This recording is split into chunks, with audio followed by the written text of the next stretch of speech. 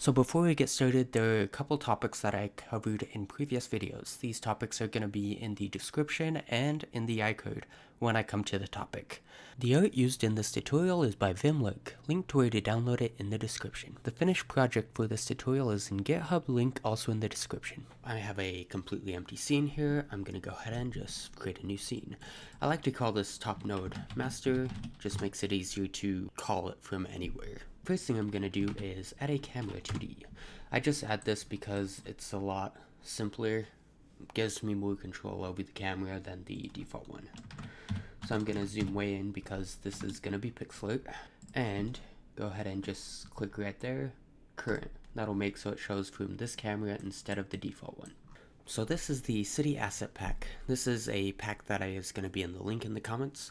The one we're going to be using here is this one, a combination of all the characters. This is going to make it more simple to change animations. There are ways to use all of these ones, but I prefer just sticking to this main one for the character select.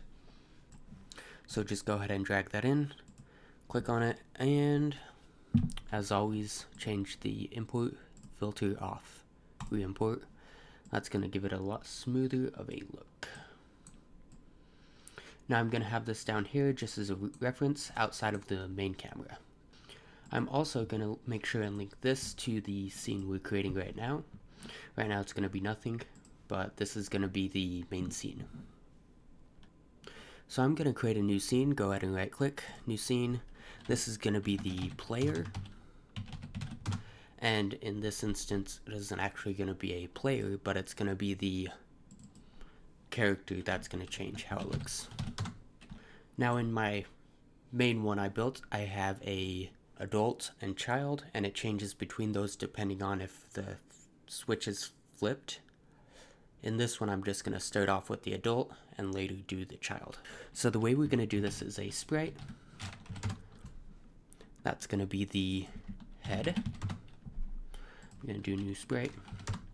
This one is going to be the body, and a new sprite, not animated sprite, and this is going to be the legs.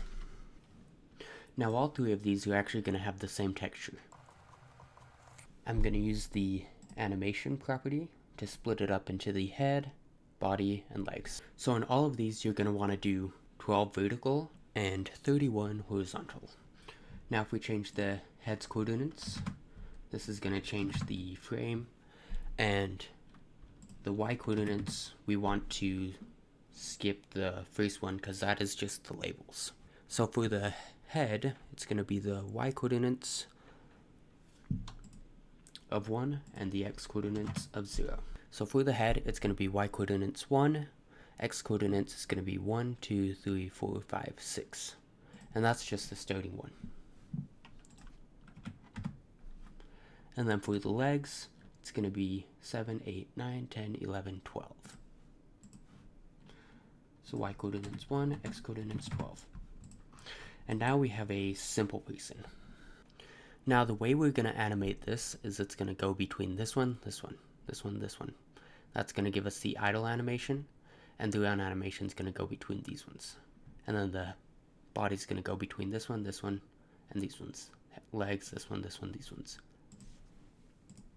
So we're going to go ahead and do an animation player. And this is going to have a track for the head, body's leg. So we're going to do idle. This is going to be the default one. Add track, property track, head. Okay. And then it's going to be the frame chords. And a little something here, we're going to add X. The reason being, we don't want to change the Y. The Y, we want it to change dependent on which head you want. So for example, if I change this to 2, it's going to change to a different head. This to 3. We want to be able to do that, so the animation is going to only change the X. So I'm going to go ahead and insert a key. That key is going to be a value of 0. I'm going to insert a key. That key is going to be a value of 1. Now if I play this, his head is going to go up and down. repeat, play. And you notice it's not doing anything. This is actually a problem with it being pixel art and changing between frames. Instead of doing linear, we want to do nearest. Now let's go ahead and add one for the body. And this one, yet again, we want it to only change X. Insert key, this one's going to be 6, which is going to be this position, and then 7.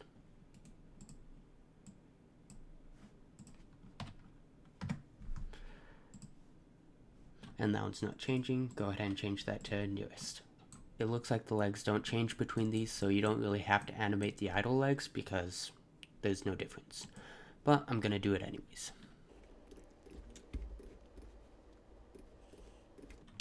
Yet again, you just do :X. You only want it to change the X-axis, not the Y-axis.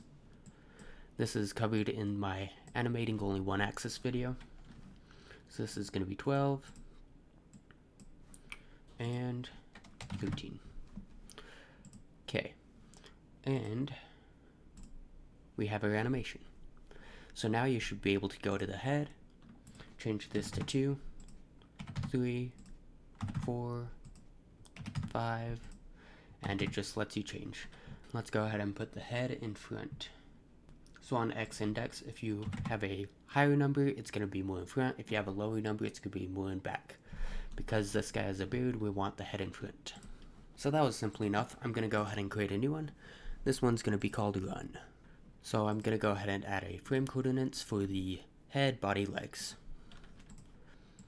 I'm going to go ahead and set them all to X so that it doesn't change the Y-axis. And then this is going to be nearest on all of these. And I am actually going to decrease this in size quite a bit because the run animation is actually quite quick. So I should only need about a half a second. I'm going to do an insert key. First key is going to be 0. Actually, no. It's going to be 2. So the first key is going to be 2. Second key, I'm going to put that in about a 1/10 a second. That one's going to be 1 increase from 2, which is 3. So we're going to go 2, 3, 4, 5. So I'm going to go ahead and add a loop to that. Has a bit of a weight at the end, so I'm going to decrease it by a second. So I'm going to do the same thing, but this one's going to be 8, 9, 10, 11. So for the legs, it's going to be, this is 11, so it's going to be, there's 12, there's 13, it's going to be 14, 15, 16, 17. Okay, so I realized I had these two messed up. I had this 11 and I had this 6 for some reason. So now it's better. So 8, 9, 10, 11. Make sure that these are getting the right frames. We care about this axis. We don't care much about this axis. So that is basically the player. That's all I had created. Well, the adult version. The other version I had was a adult and a child. So this is just the adult player. Now before I show you how to make the child, there's something I need to clarify first. And this is only actually if you're using this exact tile set. If not, you could skip, timestamp right there.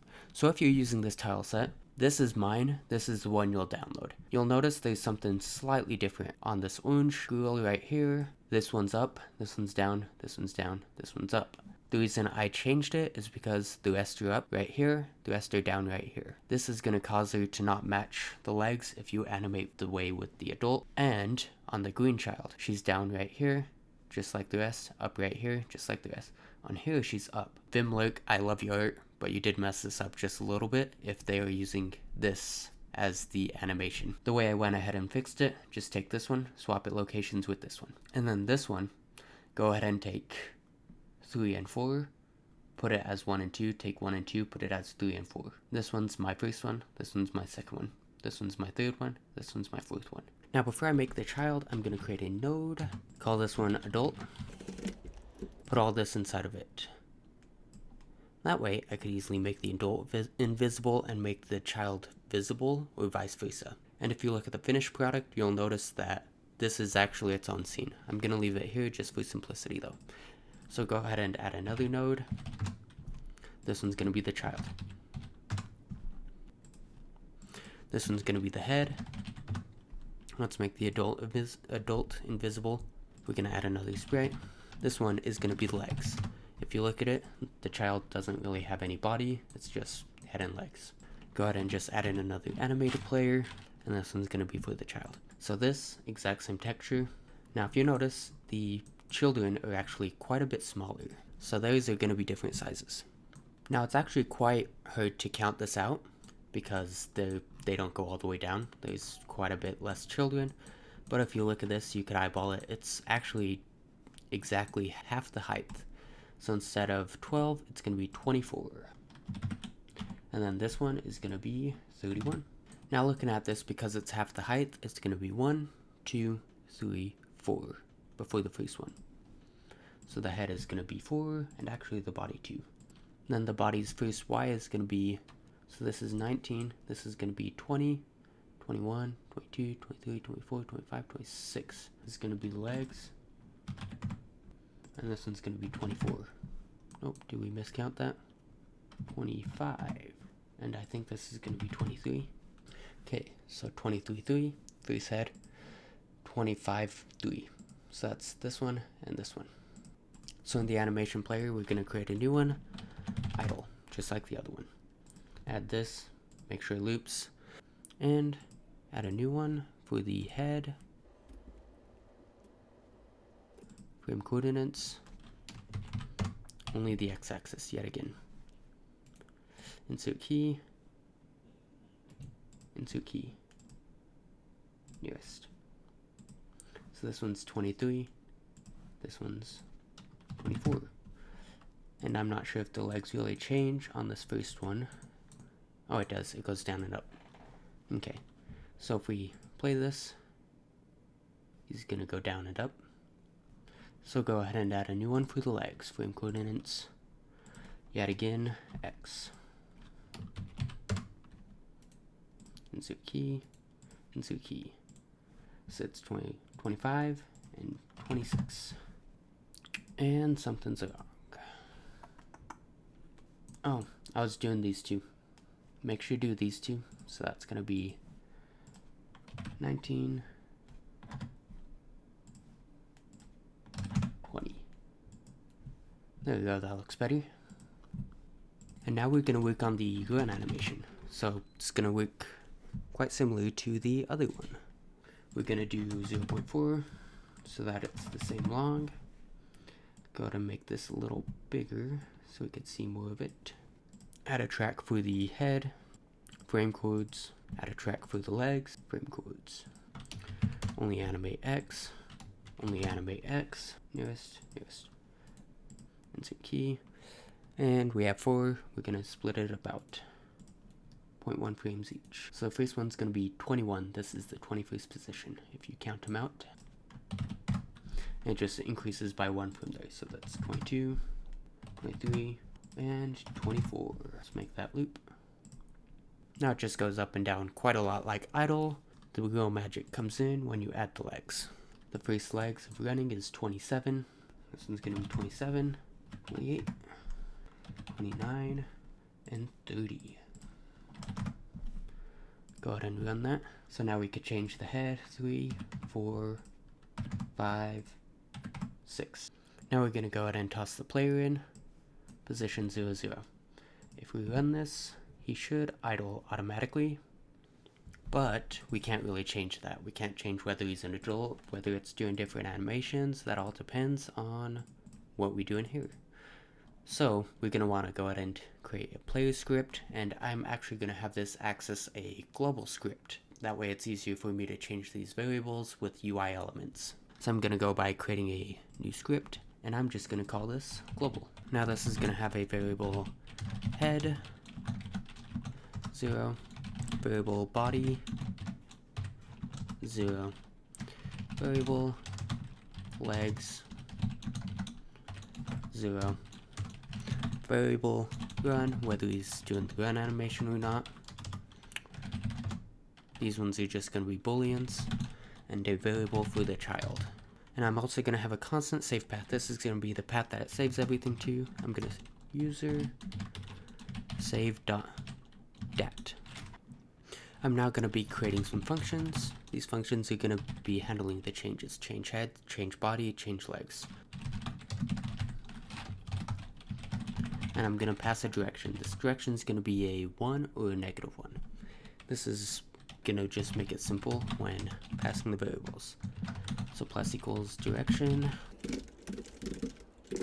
So if we look this over, we want to limit it between 0, 1, 2, 3, 4, 5, 6, 7, 8, 9, 10. So 0 and 10. So in that script, if it's not a child and the head is greater than 10, then we want head equals 0. Else if, or even just if, head less than 0, we want head equal 10. This is going to make it loop around. If you try to subtract from the very last one, it goes, from the very first one, it goes to the last one. If you try add to the very last one, it goes to the first one. And then if it's a child, the child is going to have 0, 1, 2, 3, 4. Child's going to have 4. So if head is greater than 4, head equals 0. If head is less than 0, head equals 4. So I'm going to go ahead and create a new function, change body direction. This is going to do body plus equals, actually, wait, before we do anything, we want to check if it's a child, because the child doesn't have any bodies. If child, return, and that's just not going to do anything if we call it.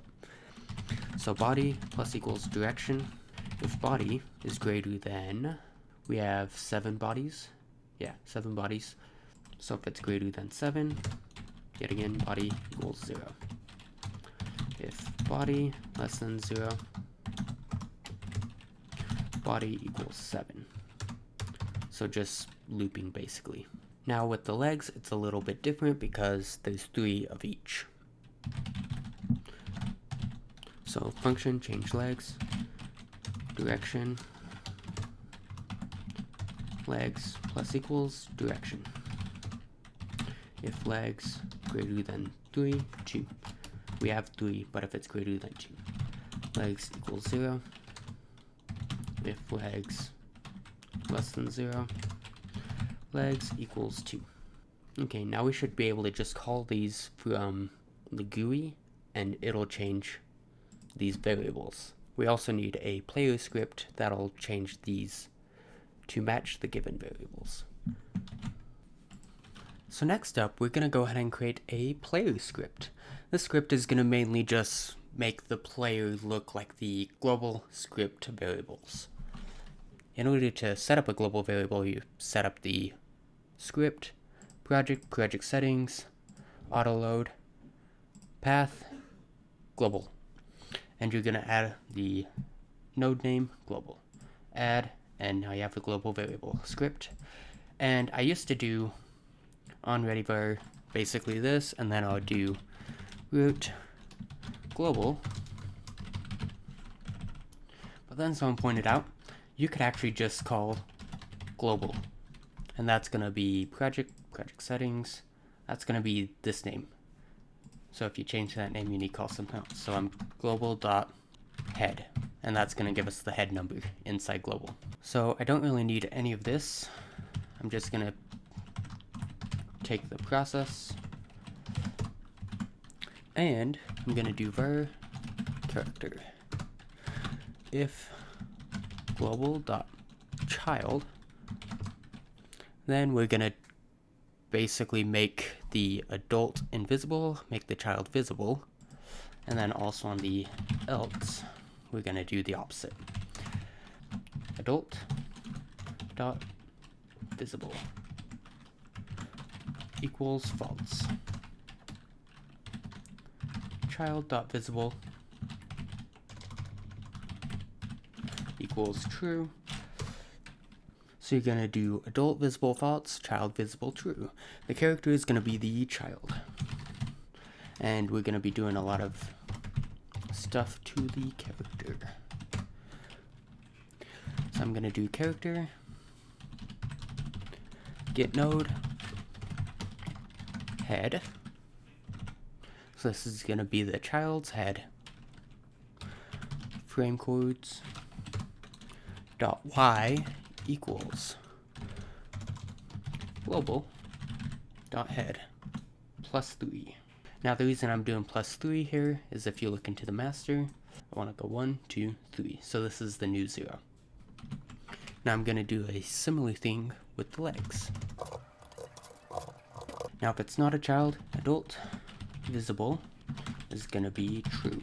Child visible is going to be false. Character equals adult. Now I'm going to do basically the exact same thing as here with slightly different variables. Instead of plussing 3, I'm just going to have to +1. There's going to be another one for body.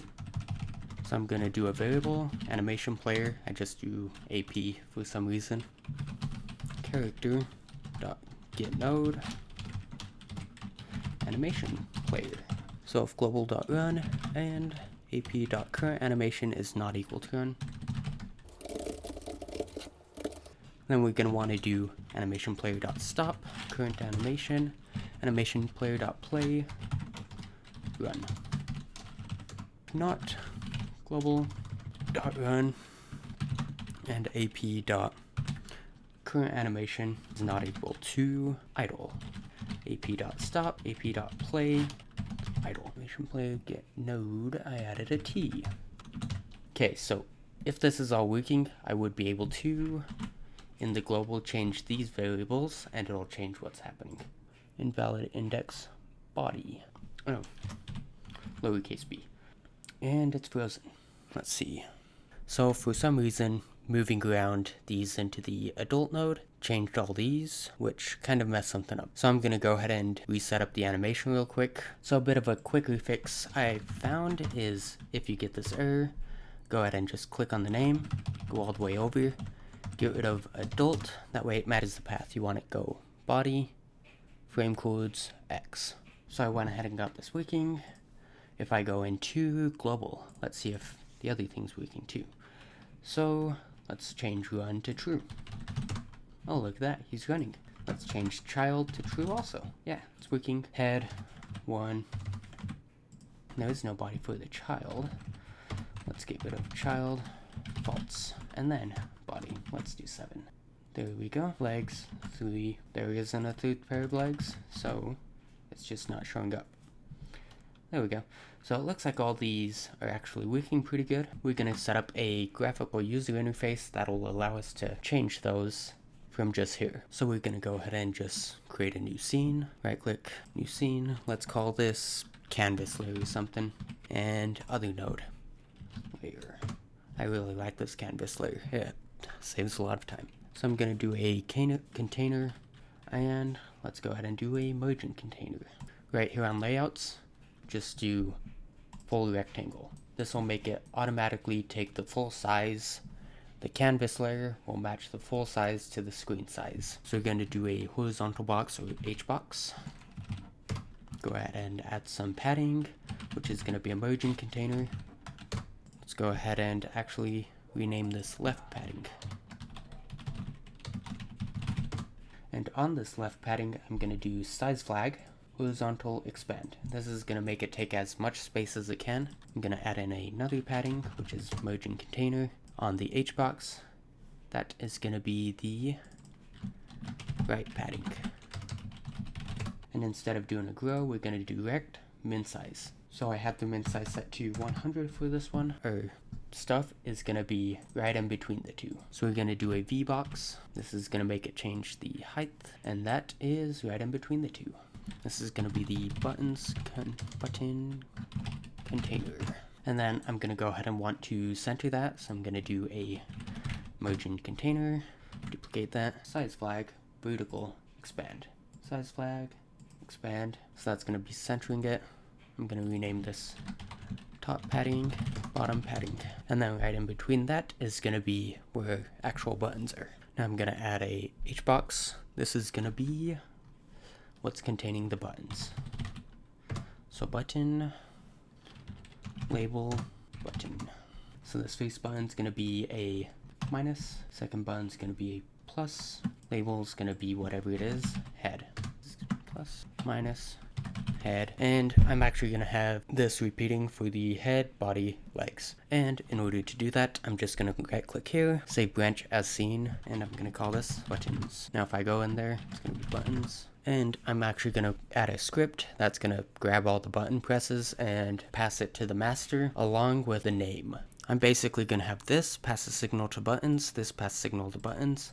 The way I'm gonna do that, node, press, connect, buttons. Press, connect, buttons. Button's gonna have a onPressed, that's not gonna work. So I'm actually gonna rename this left, right.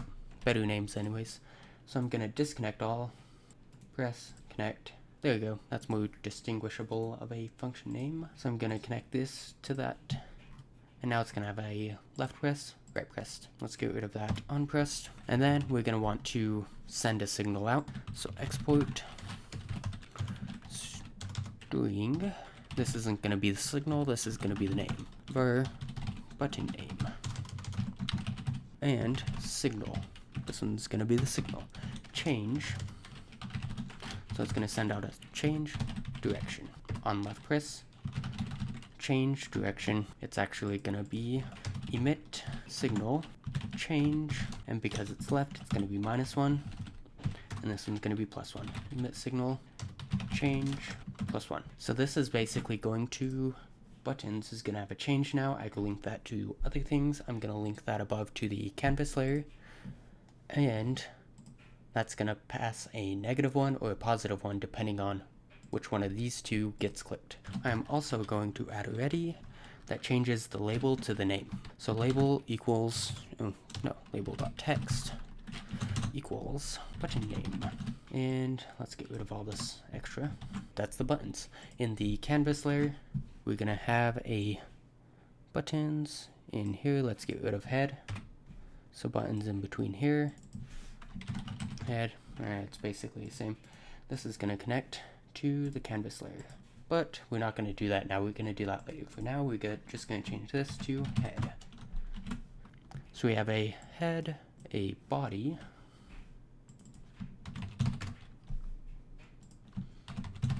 make sure you name this one is actually more important than this one. This one's just so we remember. This one changes the text. Legs, legs. So we have head, body, legs. Let's just run this one, head, body, legs. And then now I also had a button for run and child, and then save. We'll add the save for now, but we'll focus on making it work later. So I'm gonna add another horizontal box right there, right below the legs. This one's gonna be the toggle run. So toggle run, we're gonna add a child node, and we're gonna do button, checkbox. And then we're gonna add a label. So this is going to be run. So I'm going to duplicate this, and this is going to be toggle child. Checkbox label. This label is going to be child. So we're going to have head, body, legs, run, child. Let's go ahead and add the save button in. I think I just did a button. So right there, above the padding, below there. Oh, right there. Boom.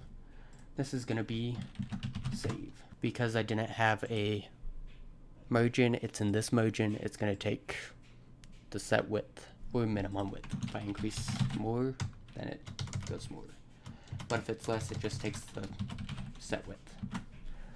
So now I'm going to go ahead and set up a canvas layer GD.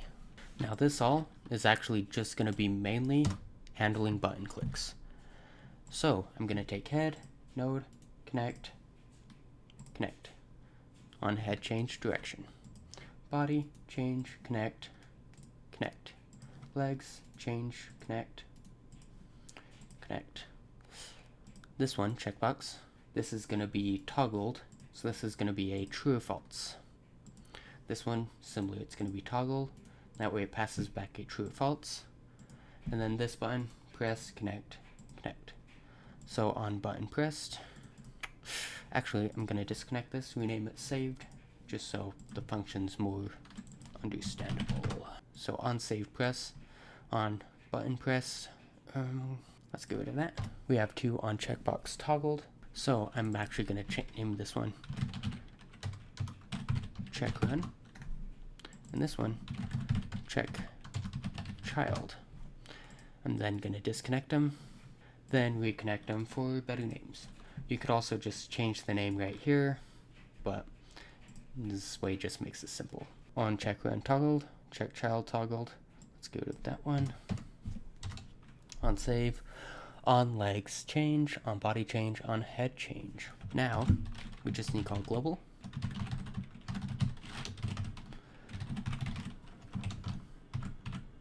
This one's change body, and this one's change legs.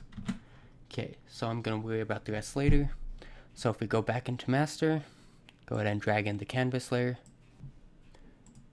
we could actually change the head, the bodies, the legs. Now let's add the run and child. So this is going to be a little bit different because it's not calling a function, but basically the same. So button press is going to be a true or a false. A true if it's checked, a false if it's not. So we're going to do global dot run equals button pressed. Global dot child equals button pressed. We go ahead and run that.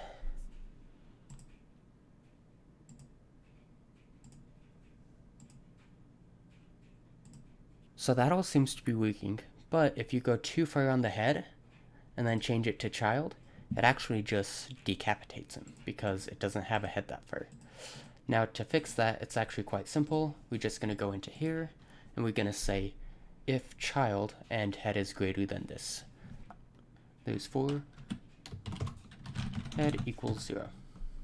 So basically if we have one of these higher heads, we change it to child, it just goes to 0.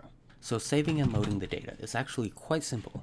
So you're just going to do a save data function and a load data function. For now, just save data. So we're going to do a variable called data. It's going to be equal to all the data we want to save, and it's going to be an object. So in this case, we're going to do a string head is equal to head. A string body is equal to body. So this is going to create an object that's just has all our data. We're going to do a file new equals file.new. We're going to go ahead and call error equals file.open save path file.write. And this is if you're going to be writing to it, and it's a saved data, so we are going to be writing to it. If error equals okay, in that it successfully opened it, we're going to do file.storevar data file.close, and make sure you have the right save path. This is going to be this save path. Okay, so that's going to be the saving data. We're going to go ahead and set up a loading data really quick. This is going to be quite similar, basically the exact same, but a little bit harder. So we're going to do var file equals file.new var first let's check if the file exists. If file.file exists, save path. So basically if there is a file there. If not, just do nothing. So var error equals file.open save path file.read. So this is going to pull data instead of write to it. If error equals okay, in that it opened the file correctly, var data equals file.getVar. Make sure you're getting the same as you're storing. File.close. Now, right here, we're going to have the data. We're going to want to assign all these variables to the data. And to do that, you're going to do something like data of head. That's going to give you the head data. So we're just going to do head equals data of head. body equals data of body, legs equals data of legs, run equals data of run, child equals data of child. We're gonna have to, on the ready, call load data. Now this should work, except I actually didn't assign save data yet. So we're just gonna do global.save data.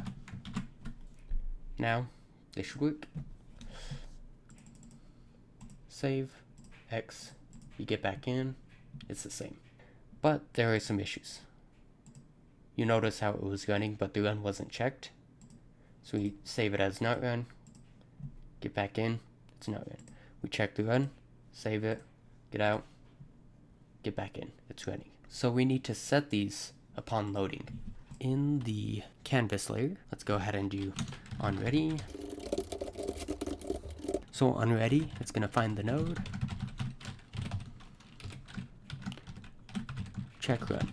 That's just gonna be this one. And it's gonna do crest equals global dot run. Find node, check child dot crest equals global dot child. Now if we run this, and you might have noticed this already, there is a body which does nothing as child. It does stuff as the adult, nothing as the child. So we might as well just get rid of it. This process is going to find the node, body. So it's going to find this and just dot visible equals not global dot child. So its visibility is going to be dependent on the non-child. There you go. So we uncheck it, it comes back, we check it, it leaves. So I know this was a bit of a longer tutorial than I usually make. Hopefully I was able to cover all the topics of how to make a character select screen. If you have any questions, just reach out to me, let me know. I'll try to answer everything I can. So as some of you might have noticed, I have a new channel banner and icon.